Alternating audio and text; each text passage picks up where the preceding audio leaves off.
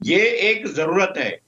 हमारी जरूरत है कि इंडिया के साथ हमारे ताल्लुकात बेहतर हों। अब आप उनकी रेस्टोरेशन की अगर बात करते हैं तो एक तरह से तो आपने उनका मौक़िफ़ जो है अपना लिया है, उनके मौक़िफ़ को आपने एक्सेप्ट कर लिया जो इतने सालों से आपको अनएक्सेप्टेबल था। इस वक्त सबसे बुरा वक्त है पाकिस्तान के लिए from the point of view of our interest. और कारजाई के तरह आदमी, वो स्कूल भी हुआ था, स्कूल में भी he was schooled in India, और साथ साथ हॉलीडेज इन इंडिया, उसके दोस्त भी इंडियंस थे, और उसकी पार्शियलिटी इंडियंस के लिए इतनी थी कि मैं आपको क्या बताऊं, ये सबको पता है। क्या कर रहे हैं ये अफगान गवर्नमेंट, ये क्या कर रहे हैं हमारे खिलाफ, ये इंडियंस को।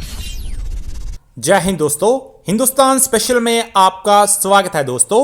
जैसा कि दोस्तों आपने क्लिप में देखा, पाकिस्तान इन दिनों भारत के साथ दोस्ती की भीख मांग रहा है। नज़ीर लगैरी ने आज की वीडियो में यह कबूल किया है कि पाकिस्तान को भारत की बहुत ज़रूरत है, जबकि भारत को कभी भी पाकिस्तान की ज़रूरत नहीं थी और ना ही रहेगी, क्योंकि हमारे रिश्ते इस वक्त सबसे खराब हुए पड़े हैं और पाकिस्तान बिल्कुल तन्हा हो चुका है।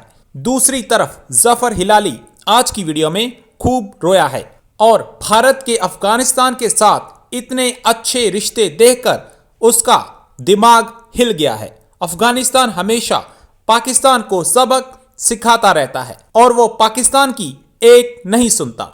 आज की वीडियो में पाकिस्तानी मीडिया ने और क्या कहा, so guys let's start this very interesting video.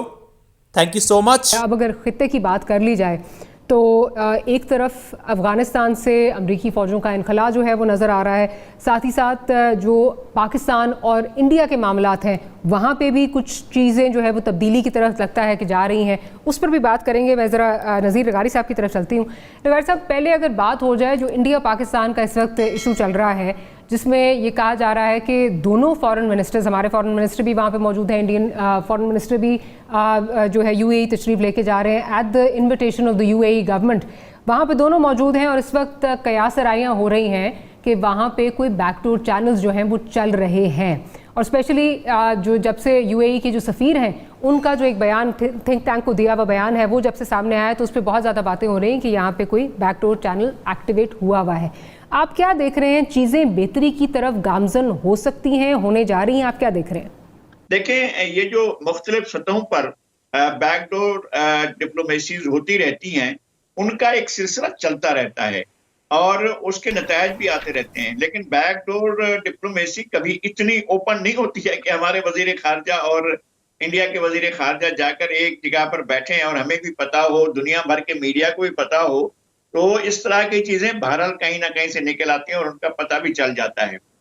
ये एक जरूरत है, हमारी जरूरत है कि इंडिया के साथ हमारे ताल्लुकात बेहतर हों। लेकिन जब आप इश्यूज को सेटल करने के लिए आप आइडेंटिफाई करके कहते हैं कि जी हमने इन इश्यूज को तय करना है, एक ब्रॉडर आप एजेंडा ले आते हैं, तो फिर आपके लिए रास्ता खुल जाता है कि आप बैठकर लोगों को कहें कि जी ठीक है, अब हम ट्रेड भी करेंगे, लेकिन हमें ये पता हो कि हमारे बेसिक इश्यूज जो है हम उनको हल करने की तरफ बढ़ रहे हैं या नहीं बढ़ रहे हैं। ये सारी की सारी बातें ऑन बोर्ड होना चाहिए। अचानक ताल्लुकात का शुरू हो जाना और अचानक ब्रेक हो जाना, ये खतरनाक बात होती है। लोगों को भी मालूम नहीं होता है, लोग इन्वेस्ट कर चुके होते हैं, लोगों की बहुत सी चीजें दांव पर लग जाती हैं। आप अचानक कहते हैं कि जी हमने बंद कर दिए दरवाजे और लोग फंस कर रह गए। आप अचानक कहते हैं कि जी हमने खोल दिए दरवाजे, लोग तैयार ही नहीं थे कि किसी दरवाजे खोलने के लिए। अभी आपने 2 दिन पहले दरवाजे खोले, उसके बाद जो है अगले दिन कहा नहीं हुआ भाई हमारे दरवाजे नहीं खोल रहे हैं, हम दरवाजे अपने बंद कर रहे हैं। तो आपने दरवाजा भी बंद किया, बल्कि आप चटखनी भी लगा दी, फिर कुंडी भी लगा दी और फिर उस पर ताला भी लगा दिया। ठीक है जी, अब हम इस पर बात करें। 370 की बात करें, 35A की बात करें,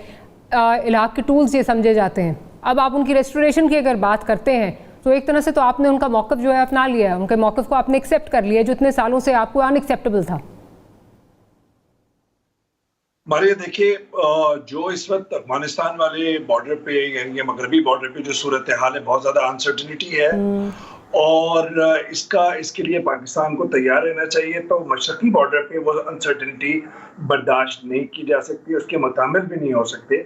2 न्यूक्लियर पावर्स में जंग हो सकती है।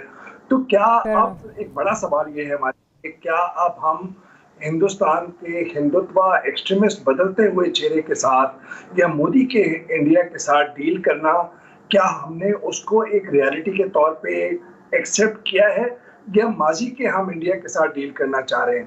दूसरी बात ये कि बिल्कुल बैक चैनल डिप्लोमेसी है, उसके इशारे भी मिल रहे हैं और उसके वाज़ेह इशारे मिल रहे हैं। अब आगे क्या इशारे मिल सकते हैं, वो मुझे ये लगता है कि इस्तांबुल समिट के अंदर एक हैंडशेक हो सकता है फॉरेन मिनिस्टर्स का, to test the waters. Diplomat world के अंदर कहते हैं कि आप वाटर टेस्ट कर रहे हैं, वो शायद हमें देखने को मिले। अफगानिस्तान से अमेरिकी फ़ौज के इनखला के लिए 11 सितंबर की डेट दी जा रही है कि वहाँ उस वक्त तक हो जाएगा, लेकिन उसके बाद क्या सूरत हाल होगी और ये वाकई ऐसा हो जाएगा? हिलाली साहब से पहले राय लेती हूँ। हिलाली साहब, क्या ख्याल है आपका? ये जो डेट बताई जा रही है, इस वक्त तक अमेरिकी फ़ौज वाकई चली जाएगी? और अगर चली जाएगी तो फिर उसके बाद क्या सिचुएशन होगी? देखिए, आपने इससे पहले पूछा था कि पाकिस्तान के लिए क्या अच्छा होगा। मैं तो समझता हूं कि इस वक्त सबसे बुरा वक्त है पाकिस्तान के लिए from the point of view of our interest. ये जो पूरा ये अफगानिस्तान की जो गवर्नमेंट है, ये फंड हो रही, फाइनेंस हो रही है। मैं नहीं कहता पूरा गवर्नमेंट, मगर इन्होंने $3-4 बिलियन खर्चा है इन पे। इनकी इंटेलिजेंस एजेंसीज को खूब पैसे इंडियन से मिल रहे हैं, ये तो हमें पता है। उनकी ट्रेनिंग भी कुछ हद तक हो रही है।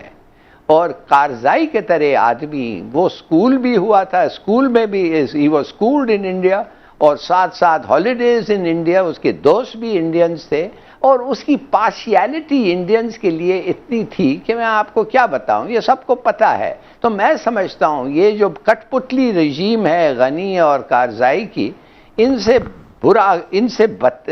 बुरा कोई गवर्नमेंट हमारे लिए हो नहीं सकता है। और अगर तालिबान का गवर्नमेंट आएगा, वो आना चाहिए, आएगा इंशाअल्लाह, इसलिए कि कुव्वत तो उनके पास है, और कितना देर तक अमेरिकन असिस्टेंस के बगैर ये लड़ेंगे, मैं नहीं समझता 6 महीने से ज्यादा ये रह सकेंगे।